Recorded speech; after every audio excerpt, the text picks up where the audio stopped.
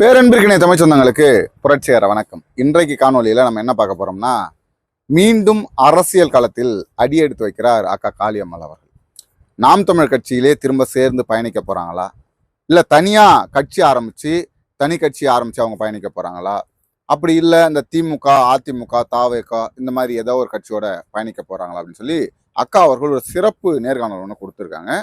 அந்த நேர்காணலின் அடிப்படையில் தான் இந்த காணொலியை பார்க்க போறேன். வாங்க பார்க்கலாம். 1000 மிருகங்களோடு நின்றாலும் புலி தாளித்து தெரியும். தாளித்து நின்றாலும் 1000 மிருகங்களோடு நிற்கிற திமிரோடு அதான் புலி. அதான் புலி. நாம் தமிழர் கட்சியிலிருந்து அக்கா வெளியேறிய பிறகு, அதாவது கருத்து முரண் காரணமாக ஏதோ அவர்கள் செயல்பட முடியாத காரணங்களால அவங்க நாம் தமிழர் கட்சியிலேருந்து வெளியேறாங்க.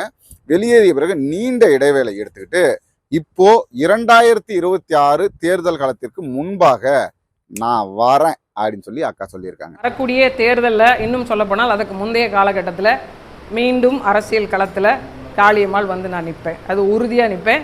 தேர்தலுக்கு முன்பாக நான் களத்தில் வந்துடுவேன் அப்படின்னு சொல்கிறாங்க. அதற்கு முன்பு நீங்கள் இந்த தேர்தலில் யாருக்காக வேலை செய்ய போகிறீங்க, இப்போ வரக்கூடிய 2026 தேர்தலில் எப்படி வேலை செய்ய போகிறீங்க அப்படின்னு கேள்வி எழுப்பும்போது அக்கா சொல்லக்கூடிய கருத்து என்னன்னா, இந்த 2026 தேர்தலில் நாங்கள் மீனவ சமுதாய மக்களுக்கு, நாங்கள் இருக்கக்கூடிய கடலோர பகுதிகளில் அனைத்து மீனவ அமைப்பையும் பார்த்து பேச போகிறோம், அவர்களை ஒருங்கிணைக்க போகிறோம். இந்த பகுதிகளுக்கு மீனவர்களுக்கு வாய்ப்பு கொடுக்கணும். ஒரே ஒரு அமைச்சர் இல்லை ஒரே ஒரு மீன்வளத்துறை அமைச்சர் கொடுப்பதற்காகவே ஒரே ஒரு மீனவர்களை நிப்பாட்டுறது அந்த மாதிரிலாம் இல்லாமல் பெரும்பான்மையாக மீனவ சமுதாய மக்களுக்கு யார் வாய்ப்பு கொடுக்கிறார்களோ அவர்களுக்காக இந்த தேர்தலில் வேலை செய்ய போகிறோம் அப்படின்னு சொல்லி அக்கா ஒரு நிலைப்பாட்டை எடுத்திருக்கிறாங்க. அப்போ மீனவ சமுதாய மக்களுக்கு திமுக அதிக வாய்ப்பு கொடுத்தால் திமுகவுக்கு வேலை செய்வாங்க, அதிமுக அதிக வாய்ப்பு கொடுத்தால் அதிமுகவுக்கு வேலை செய்வாங்க, இல்லை தாவேகா அதிக வாய்ப்பு கொடுத்தால் தாவேகாவுக்கு வேலை செய்வாங்க. முதல்ல அக்கா எந்த கட்சியில சேர்ந்து பயணிப்பதற்கு அதிக வாய்ப்பு இருக்கிறது, இல்லை தனி கட்சி தொடங்குவதற்கு வாய்ப்பு இருக்கிறதா, இது குறித்தான் நம்ம இந்த காணொலியில் விவாதிக்கணும். முதல்ல அக்கா தனி கட்சி ஆரம்பிக்க போறீங்களா அப்படிங்கிற கேள்விக்கு மிக தெளிவான ஒரு பதில, இந்த மற்றவர்கள் மாதிரி நான் வருவேன், எப்போ வருவேன்னு தெரியாது, எப்படி வருவேன்னு தெரியாது, அப்படிலாம் குழப்பாம நேரடியாகவே பதில் சொல்லிட்டாங்க. தனி கட்சி ஆரம்பிப்பதற்கு மிகப்பெரிய ஒரு படை தேவை, ஒரு கட்டமைப்பு தேவை, மிகப்பெரிய ஒரு பொருளாதாரம் தேவை. அதெல்லாம் இன்றைக்கு என் இடத்துல இல்லை. அது சாதாரணமாக ஆரம்பிச்சிட முடியாது. தனி கட்சின்றது வெறுமனே ஒரு அமைப்பாக தொடங்கி ஆரம்பிச்சிட முடியாது. அதற்கு மிகப்பெரிய பொருளாதாரம் தேவைப்படுகிறது, கட்டமைப்பு தேவைப்படுகிறது, ஆட்கள் தேவைப்படுகிறார்கள். அதனால தற்சமயம் நான் தனி கட்சி தொடங்கும் எண்ணம் இல்லை, அதுக்கு முற்றுப்புள்ளி வச்சுட்டாங்க. அப்போ அக்கா ஏதோ ஒரு கட்சியில சேர்ந்து பயணிக்க போறாங்க. ஒருவேளை திரும்ப நாம் தமிழர் கட்சிக்கு வருவாங்களோ அப்படிங்கிற ஒரு கேள்வி இருக்கு. அக்கா நாம் தமிழர் கட்சிக்கு வருவதற்கான வாய்ப்பு இருக்கா? அக்கா வந்தால் நாம் தமிழர் கட்சியில அண்ணன் செந்தமிழன் சீமான் அவர்கள் யாருக்கும் சொல்லாத வார்த்தையை அக்கா காளியம்மாள் அவர்கள் வெளியே போகும்போது சொன்னார். என்ன சொன்னாருன்னா, தங்கச்சி காளியம்மாள் அவர்களுக்கு முழு சுதந்திரம் நாம் தமிழர் கட்சியில இருக்கு, அவங்க விருப்பப்பட்டா கட்சியில இருக்கலாம், இல்ல இந்த கட்சியில இருக்க விருப்பப்படலாம் வெளியில போறோன்னா போகலாம், விருப்பப்பட்டா வேலை செய்யலாம், இல்ல வேலை செய்ய எனக்கு விருப்பம் இல்லைன்னா வெளியில போய்க்கலாம், அது முழுக்க முழுக்க அவர்களே எடுக்க வேண்டிய முடிவு அப்படின்னு சொல்லிட்டாங்க. இதுல நிறைய அவர்கள் மீது குற்றச்சாட்டுகள் தான் இதுக்கு காரணம். சரி, நம்ம அதெல்லாம் பேச தேவையில்ல. என்னடா அக்கா காளியம்மாள் அவர்களை வெளியேறின பிறகாக நீயும் விமர்சிக்க போறிய அப்படின்னா, இந்த தவறை ஒருபோதும் நம்ம செய்ய மாட்டோம். ஏதோ ஒரு சூழ்நிலையில நாம் தமிழர் கட்சிக்கு எதிராக அக்கா களத்துல நிற்கும் போது அக்காவே சொன்ன கருத்து தான், களத்துல நம்ம நிற்கும் போது நமக்கு எதிராக நம்ம தாய் தந்தையே வந்தாலும் விமர்சிக்கணும், அது அவருக்கு அண்ணன் சொல்லி கொடுத்தது, அதைத்தான் நாமளும் ஏற்று நடக்க போறோம். அதனால இப்போதைக்கு அக்காவை விமர்சிக்க வேண்டிய தேவையும் நோக்கமும் நமக்கு இல்லை. சாதாரணமா அக்காவை அப்படி விமர்சிச்சிடவும் முடியாது. சரிங்களா? அப்போ நாம் தமிழர் கட்சிக்கு அக்கா திரும்ப வருவாங்களா அப்படின்னா அது அவங்களுடைய தனிப்பட்ட முடிவு. வருவதற்கான வாய்ப்புகள் மிக மிக குறைவு அப்படிங்கிறது தான். ஆனா ஒருவேளை வந்தால் அதை ஆர்வமா நம்ம வரவேற்போம். எல்லோருமே ரொம்ப மகிழ்ச்சியாக அதை ஏற்றுப்பாங்க, அதுல மாற்று கருத்தே இல்லை. சரி, மற்ற கட்சிகளுக்கு போவதற்கான வாய்ப்பு இருக்கா? திமுகவுடன் போவதற்கு அக்காவுக்கு சாத்தியம் இருக்கா, வாய்ப்பு இருக்கா அப்படின்னா, பேச்சுவார்த்தைகள் நடந்து கொண்டிருப்பதாக திமுகவுடைய அன்பில் மகேஷ் அவரிடம் தொடர்ந்து பேச்சுவார்த்தை நடந்து கொண்டிருப்பதாக செய்திகள் வெளியாகிறது. ஆனால் திமுகவில் போய் அக்கா என்ன பேசுவாங்க? திமுகவில் போயிட்டு அக்கா கனிமொழி அவர்களை விட இவங்க வளர்ந்துட முடியுமா? அவர்கள் ஒரு சாதாரண ஒரு பொறுப்பாளரா ராஜீவ்காந்தி மாதிரி திமுகவுக்கு முட்டு கொடுக்குற வேலையை செய்ய முடியுமே தவிர, அக்கா மிக சுதந்திரமான பெண். ஒரு மீனவ சமுதாய மக்களுக்கு எதென்றால் எதையெல்லாம் பேசக்கூடிய ஒரு நபர், சுதந்திரமாக செயல்படக்கூடிய ஒரு நபர். திமுகவிற்கு போனால் பல கொத்தடிமைகளில் இவரும் ஒரு கொத்தடிமையாக இருக்க முடியுமே தவிர சுதந்திரமாக நிச்சயமாக செயல்பட முடியாது. அதிலும் அங்க வளர்ந்தா கனிமொழி அவர்களை தாண்டி வளர்ந்து விடுவார்களோ, இந்த மலர் அவர்களை தாண்டி வளர்ந்து விடுவார்கள், இப்படிதான் வரும். அவங்க வந்து எந்த விதத்திலும் வளர்வதற்காகவோ கருத்தியலாக சுதந்திரமாக பேசுவதற்காகவோ தமிழ் தேசிய கருத்துக்களையோ மீனவ அமைப்பு கருத்துக்களையோ எதையும் அங்கே பேச முடியாது. 10ஓடு 11 இருக்க வாய்ப்பு இருக்கு. பேச்சுவார்த்தை நடந்து கொண்டிருந்தாலும் அக்கா இதை ஏற்பார்களா என்பது ஒரு கேள்வியாகவே இருக்கிறது. ஏற்றுக்கொண்டால் அக்காவின் அரசியல் வாழ்க்கை அத்தோடு முடிந்து விட்டது அப்படின்னு தான் அர்த்தமே தவிர இதை தாண்டி ஒரு படி வளரவே மாட்டாங்க.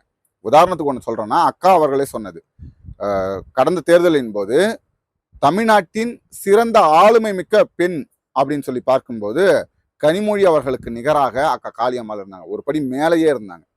அப்போ தமிழ்நாடு அளவுல மட்டும் இல்ல, உலகத் தமிழர்களால் அறியப்படக்கூடிய ஒரு நபராக அக்கா காளியம்மாள் இருந்தாங்க. அப்ப அக்கா காளியம்மாள் அவர்கள் சொன்னது என்னன்னா, நான் ஒரு சாதாரண குடும்பத்திலிருந்து வந்த பெண், ஒரு மீனவ சமுதாயத்திலிருந்து, ஒரு சாதாரண குடிசையிலிருந்து, ஒரு பாமர மக்களிடமிருந்து வந்த பெண். கருணாநிதி மகளுக்கு நிகராக அவரிடம் ஒரு படி மேலாக அந்த களத்திலே நான் நிற்கிறேன், அந்த யார் சிறந்த ஆளுமை என்ற போட்டியில் நான் நிற்கிறேன்றதை எனக்கு பெருமை, அது எனக்கு சீமான் கொடுத்தது அப்படின்னு சொல்லி சொன்னாங்க. சரிங்களா? அது மாதிரி இப்போ போய் அவங்க அந்த திமுகவில் சேர்ந்துட்டாங்கன்னா ஒரு பிரயோஜனமும் இல்லை அப்படின்னு தான் நம்ம சொல்லணும். ஏன்னா அவர் கருத்திற்கோ அவருடைய அறிவிற்கோ அவருடைய திறமைக்கோ அங்கே வேலை கிடையாது. கடைசி வரைக்கும் உதயநிதி வாழ்க, இன்பநிதி வாழ்க, ஸ்டாலின் வாழ்க, ஸ்டாலின் புகழ் ஓங்க, அங்கே என்ன அநீதி நடந்தாலும், பெண்களுக்கு எதிரான அத்துமீறல்கள் நடந்தாலும், தமிழ்நாடே நாசமா போனாலும் அங்கே வாய் திறந்து பேச முடியாது. சரிங்களா? இரண்டாவது, அதிமுகவிற்கு போவதற்கான வாய்ப்பு. ஏனென்றால் அண்ணன் கல்யாண சுந்தரம் அவர்கள் அதிமுகவை தேர்ந்தெடுத்தார். அதிமுகவை தேர்ந்தெடுத்ததற்கு அவர் சொன்ன காரணம் என்னன்னா, என்னுடைய தமிழ் தேசிய சித்தாந்தத்தை இங்கே என்னால் பேச முடியும், திமுகவில் பேச முடியாது. நாங்கள் போனால் திமுகவில் அடிமையாக இருக்கணும், இங்கே நான் சுதந்திரமாக இருக்கேன், அந்த அளவுக்கு பெரிய அளவில் எனக்கு அழுத்தம் கிடையாது, நான் தமிழ் தேசிய சித்தாந்தங்களையும் கருத்துக்களையும் பேச முடியும். ஆனால் அதிமுக பாஜகவின் கட்டுப்பாட்டில் இருக்கிறது. அங்கே சென்று இந்த மதவாதத்திற்கு எதிராக, பாஜகவிற்கு எதிராக பேச முடியுமா அப்படின்னு சொன்னா அதுவும் முடியாது. சரிப்பா, இதெல்லாம் வேணாம், புதுசா கட்சி ஆரம்பிச்சிருக்காரு நம்ம தற்கூரி அணில் குஞ்சுகள், தாவேகா விஜய் அவர்கள், அந்த கட்சிக்கு போனா அக்காவுடைய எதிர்காலம் எப்படி இருக்கும், அக்கா வந்து சிறப்பா செயல்பட முடியுமா அப்படின்னு சொன்னா போலாம். எப்படின்னு சொன்னோம்னா, எந்த கட்சியுமே தன்னை விட அறிவாளிகளை கட்சியில வச்சுக்காது, இது உண்மை. இப்போ தாவேகாவிற்கு அக்கா போறாங்கன்னா அந்த ஒட்டுமொத்த தாவேகாவிற்கும் தலைமை தாங்கக்கூடிய அந்த தகுதியை அக்காவுக்கு இருக்கு. நம்ம வந்து இல்லைன்னா மறுக்க முடியாது. அக்காவிற்கு ஒட்டுமொத்த தாவேகாவையும் வழிநடத்தக்கூடிய, அதற்கு செயல் திட்டங்களை வகுத்து கொடுக்கக்கூடிய மிகச்சிறந்த அறிவாளியாக அக்கா இருப்பாங்க. ஆனால் அக்கா போயிட்டா விஜய் அவர்களுக்கு சுத்தமா மதிப்பிழந்து போயிடும். ஏன்னா அக்கா பேசக்கூடிய கருத்துக்கள்ல 10% கூட விஜயால் பேசவோ புரிந்து கொள்ளவோ முடியாது. அக்கா பேசுற கருத்துக்களை பேசுறது ரெண்டாவது, அக்கா பேசக்கூடிய கருத்துக்களை புரிந்து கொள்ளக்கூடிய அளவுல விஜய் இல்லை. அப்போ தன்னை தாண்டி ஒரு தலைவர் வளர்வதை, தன்னை தாண்டி ஒரு அறிவாளி வளர்வதை விஜய் விரும்ப மாட்டார், உறுதியா விரும்ப மாட்டார். தற்குறிகளை கூட சேர்த்து வச்சுப்பார், தற்குறிகளை வந்து அப்படியே தன்னை சுற்றி வச்சுப்பார். புகழாரம் பாடணும், அதாவது ஒண்ணுமே அறிவில்லாதவர்களாகத்தான் கூட வச்சிருப்பாங்களே தவிர அறிவாளிகளை கூட வச்சுக்க மாட்டாங்க. அதை புஷி ஆனந்தும் விரும்ப மாட்டாரு.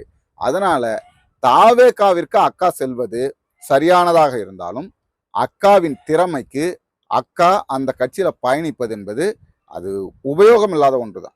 சரிங்களா? தற்கூறிகள் கிட்ட இருந்து இவங்க போய் மாட்டிக்கிட்டு அவர்கள் செய்யக்கூடிய பிழைக்கு, விஜய் செய்யக்கூடிய பிழைக்கு, அணில் குஞ்சுகள் செய்யக்கூடிய பிழைக்கு அந்த மறுப்பு தெரிவிக்கவோ அதற்கு கருத்து தெரிவிக்கவோ அக்காவுக்கு நேரம் சரியா இருக்குமே தவிர கருத்தியலாக பேசுவதற்கு நேரமே இருக்காது. அப்போ எதில் தாண்டா போகணும்? இருக்கிற எல்லா கட்சியுமே விமர்சிக்கிற, ஒருவேளை தமிழக வாழ்வுரிமை கட்சிக்கு போகலாமா அப்படின்னு சொன்னா அங்கே நிற்க போகிறது ஒரே ஒரு எம்எல்ஏ. அந்த ஒரு எம்எல்ஏவுக்கு எதுக்கு இவங்கெல்லாம் அங்கே போய் நின்றுக்கிட்டு? சரிங்களா? ஏன்னா பல எம்எல்ஏக்களுக்கு சீட்டு வாங்குற மாதிரி தனிச்சு நிற்க போறேன்பா, நான் வாழ்வோ சாவோ, ஜெயிக்கிறேன்னா தோக்கிறேன்னா தனியா நிற்க போறேன், தனியா நின்று போராட போறேன்னா அதுல போகலாம். உண்மையிலே அவர்கள் கூட்டணியில நிற்க போறாங்க. ஒன்று திமுக கூட இல்லை அதிமுக கூட, ஒத்த சீட்டு தான் நிற்க போறாங்க. அதுவும் வேல்முருகன் அவர் உயிரோடு இருக்கிற வரைக்கும் மற்ற யாரும் அதில் நிற்க போறது இல்லை. அப்போ அதுல போறதும் வீண் தான். அப்போ வேற எந்த கட்சிக்கு தாண்டா போகணும் அப்படின்னு சொன்னா, உண்மையிலே அக்கா நாம் தமிழர் கட்சிக்கு சென்றால் அவர் மிகவும் சிறப்பாக செயல்படுவார். அவருடைய கருத்துக்கும் அவருடைய உயரத்திற்கும் அது சரியாக இருக்கும், அவருடைய அறிவுபூர்வமான சிந்தனைக்கு அது சரியாக இருக்கும். ஒருவேளை நாம் தமிழர் கட்சியில சேர முடியல அப்படின்னு சொன்னா தனித்து இயக்கம் கட்டுவது கூட மிகச்சரியாக இருக்கும். அக்கா சொல்றாங்க மிகப்பெரிய பணபலம் தேவை அப்படின்லாம். உண்மையிலேயே உங்களை நேசிக்கக்கூடியவர்கள் ஒரு சிலர் இருக்காங்க, தமிழ்நாட்டில் பல பேர் இருக்காங்க. அவர்கள்லாம் உங்களிடத்தில் வருவதற்கான வாய்ப்புகள் கூட இருக்கு. ஆனால் நாம் தமிழர் கட்சியில இருந்து மிகப்பெரிய உச்சத்தை தொட்டவர் அக்கா காளியம்மாள் அவர்கள். அவங்க சொல்றாங்க, நான் வந்து 15 ஆண்டுகளாக பல அரசியல் செயல்களை செஞ்சேன். உண்மையிலே தான் சமூக ஆர்வலராக தான் அவர்களை வந்து கண்டெடுத்தார் அண்ணன் சீமா. அவங்களுடைய அந்த வேலையில ஈர்க்கப்பட்டு தான் நீ வந்து தனியாக போராடாம நாம் தமிழர் கட்சி கூட வாமா சேர்ந்து போராடுவோம்னு அண்ணன் சேர்த்துக்கிட்டாரு. சரிங்களா? அதில் நம்ம வந்து மாற்று கருத்தை சொல்ல, எப்பவுமே அக்காவை விமர்சிக்க போகிறதும் இல்லை.